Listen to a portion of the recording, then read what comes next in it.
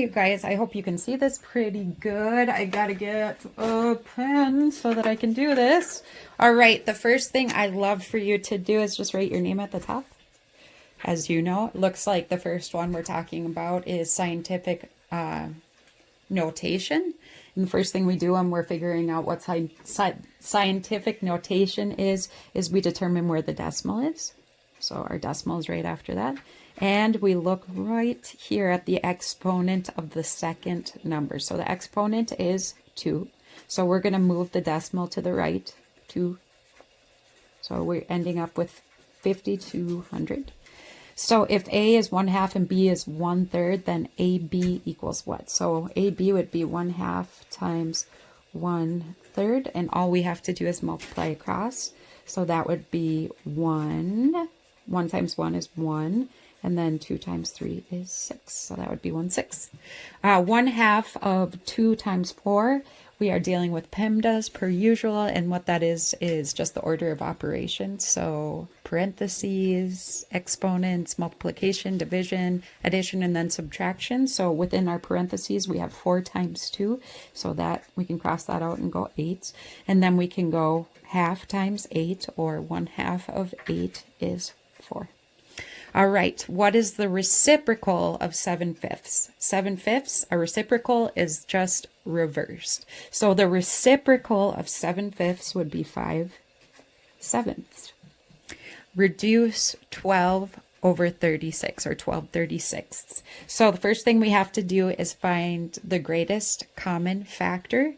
So the factors of 12 are, we could go 1 and 12, 3 and 4, 2 and 6, any numbers multiplied together that make 12. On the bottom, so of 36, we have 6 and 6, or 12 and 3. Oop, I'm seeing a greatest common factor of 12. So all we have to do now to reduce is go back through and say, oh, what's 12 divided by 12? That's 1. What is 36 divided by 12? 3. So our answer is 1/3. Write 5 1/4 as an improper fraction. So what an improper fraction is, this one right here, the 5 1/4 is a mixed fraction. What 5 1/4, what an improper fraction is where the numerator is larger than the denominator. So what we do to figure that out is we'd simply go 5, or the big number, our whole number, times the denominator, which is 20. And then we'd add our numerator. So 21/4 is our improper fraction. What is the perimeter of the triangle? So it looks like we have 8, 12, and 10. To figure out what the perimeter is, it's just like measuring a fence around the outside of something. So it tells us this chunk of the fence is 8 what? Feet, centimeters, I have no idea. But it's 8 plus 10, 18 plus 12. So 30. Doesn't give us a unit, so I would just put 30. Next one, number 8, write 1/3 as a decimal. So this is where we have to get out our bar notation. But 1/3 as a decimal, it starts with a decimal, and then 3, and then 3, and then 3. I think it goes on. I'm going to double check it. I think it goes on forever, so that bar notation needs to go over the last 3, but let me see, 1/3 as a fraction. Yep, bar notation over the 3. So number 9, what is the area of a box that is 8 by 4 by 2? So we're thinking a box that is 8 by 4 by 2. So what we're going to do when we do that is we're going to multiply through 8 times 4, which is 8, 16, 24, 32 times 2. So it would be 64. 64, I don't know what kind of units they're using, but 64. All right, circle whether this is arithmetic sequence or geometric sequence. The difference being, like, arithmetic sequence would be like we're adding 1 each number. So I'd put 12 plus 1 equals 13 plus 1 equals 14 plus 1 equals 15.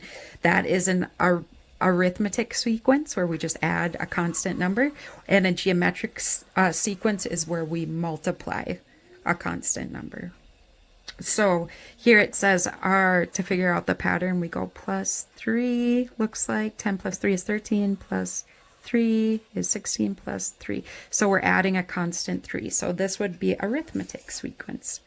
Okay, so we're done with number 72 now. Moving on to 73, reduce 3/12. So we just did this and we have to find the greatest common factor. I can see that my factors for 3 are 1 and 3, and then 3 and 4 for 12, 12 and 1. But our greatest common factor is going to be a 3. So we have to go back through with our greatest common factor and divide our numerator and denominator by our greatest common factor. So 3 divided by 3 is 1. 12 divided by 3 is 4. So our answer of 3/12 reduced is 1/4.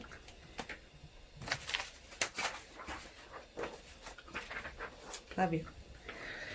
Next one, 8/12 equals 2/3. Is that true or is that false? So for us to get from 8 to 2, we would have to divide by 4.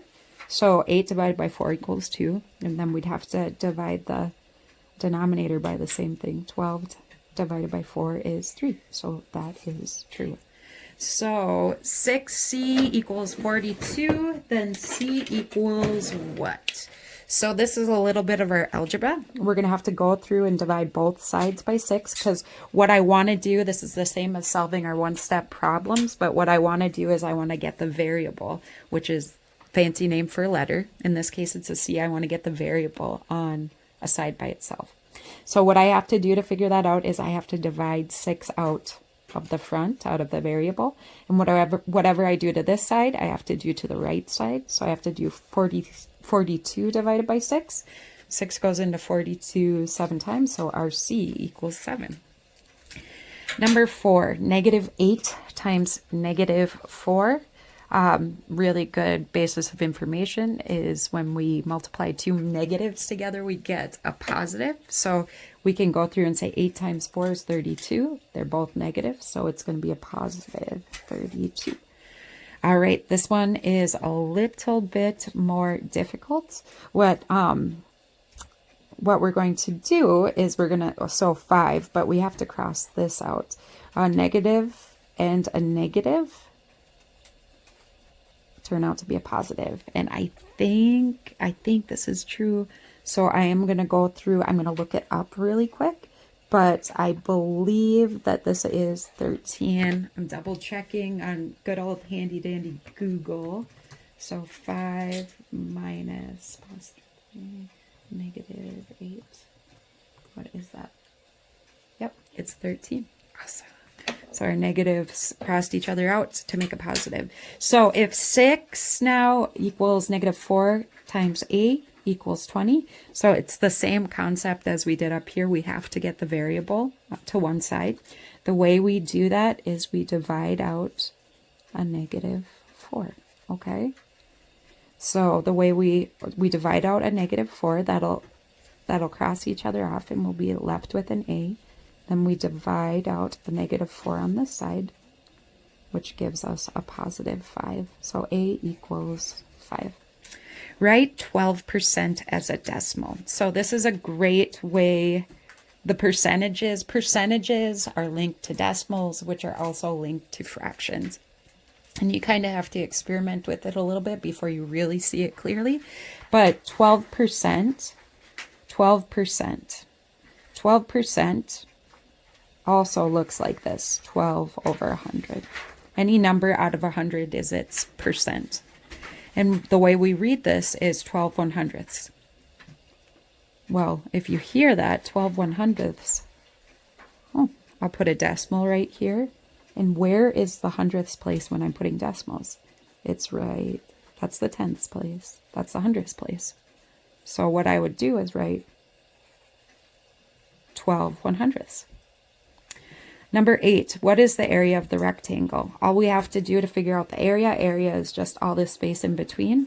And what we have to do is 5 times 7 kilometers. So it looks like 35 kilometers and then squared.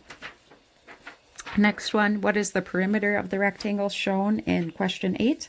So this perimeter is just measuring the fence on the outside of it. So we'd go 5 plus 5 up here to 10 plus 7, 17 plus another 7 is, what is that? It's 24 km. Okay. And the square roots, which looks like this, of 36. So what this is asking me is what number times what number equals 36? And the square root of our 36 is 6. Let's go on to our next one, and then we are going to be done for today. We'll do some solving one-step problems and then be all done. Okay, simplify 3, 6. Remember, again, greatest common denominator, or greatest common factor, excuse me. I can see right off the bat that a 3 will go into the top number, our numerator, and to our bottom one. So we have to go back through with our greatest common factor and divide it by, divide our numerator and our denominator by our greatest common factor. So 3 divided by 3 is 1. 6 divided by 3 is 2. Our answer is 1/2. So if negative 6 times negative 4 equals b, then b equals, so all we have to do is multiply negative 6 times negative 4. When you take negatives multiplied together, you get a positive, so our b equals 24. If L equals 2, or length equals 2, width equals 3, and h equals 4, then LWH, so 2 times 3 times 4, this is 6 times 4 is 24. Okay. What is the area of the shape? Remember, area is figuring out how much that is, and all we have to do is multiply the both sides. So 12 times 4 is 48. Doesn't give us a unit, but that one's 48. Are these lines perpendicular? So I always learned that when lines are going like this and they'll never ever cross, that means that they're parallel. They're perpendicular if they cross at some point. And it looks to me, I mean, maybe they look kind of skewed, but I would say no. It doesn't look like these lines will ever cross and become perpendicular. Okay, 2 hours equals, or 60 minutes in an hour times 2 equals 120 minutes. Round 18.24 to the ones place. Our ones place is where our 8 is. We look at the next number, and if it's 5 or greater, we round our ones place up. If it's 4 or less, we round it down. And it is 4 or less, so we are rounding it down to our ones place. That's an 18. Okay, 12 minus negative 4. We said before, if we see 2 of those negatives or minuses, it ends up being a positive. So 12 plus 4 is 16. And now we have negative 4 plus minus negative 5. So we're putting a negative 4 together with a negative 5, and that actually equals a negative 9. If x minus 2 equals 3, then x equals, remember we have to get our variable over to one side, and the way we do that is with this we'll have to add 2 to both sides. So that extinguishes that, leaves us with an x equals 3 plus 2 equals 5. So 5, or x equals 5. Whew, we are rolling. My nails look like heck. Gosh darn it. Should paint those before I start teaching lessons online. Okay, I am only going to do 3 of these for you, okay? So I'm going to start, again, I've been saying it repeatedly throughout this video, but we need to get the variable on one side. So our variable is just a fancy name for a letter, okay? So in our first problem, our variable is D, okay? We have D plus 17. How do I get that D over to one side by itself? So this always tells me what I have to do to get the variable by itself. Whatever numbers are behind or in front of our variable. And it says plus 17. I got to do the opposite, so I subtract 17. Whatever I do to one side, I have to do to the other. So 27 minus 17 is 10 equals D. So our variable of D equals 10. Next one, same thing. So I need to get our variable g this time over by itself. And the way I do that is the numbers right behind it, whatever it's telling me to do. In this case, it's plus 13. I have to do the opposite. So to get g over to one side by itself, I have to subtract 13, which negates the 13 on this side, but I also have to subtract it from the other side. So 9 minus 3 is 6. 2 minus 1 is 1. So our variable g equals 16. Now let's do one more that's subtraction. Okay, let's go right here. Our variable is s. To get s by itself, we look at the numbers right here. It's telling us to subtract 7. And I have to do the opposite to get s by itself. So I have to add 7 to both sides, which will negate that. We drop our s, which is our variable. Whatever we do to the left side or the right side, we have to do to the other side. So we have to subtract, or excuse me, add 7 to that one. So we end up with s equaling 24. Okay, and next, you guys, I have a couple of letters that Lincoln Remy wrote their grandma that are So hilarious. this is Lincoln's picture to his grandma. There is a magnifying glass with a little fly in there going, ah. And then it's zoomed in on the fly in the magnifying glass. It says, hope you're well. And there's the fly's booty, of course. It's hairy. And then on the bottom, it says, awesome, bro. Another guy going, hey. And there's his spelling words, which I asked him to do. Thank you. And there's a guy on the back going, with a little worm coming out of his chin. So, dear Grandma Honey, it says Grandma Honey, right? What's this? Just another broken side of that book. Cool. Is this a rainbow? Yeah. Wow. It says, I hope you're doing well. Dad's birthday was on May the 4th. Sincerely, Remy. Love you so much. Then we have a CT house. Ooh.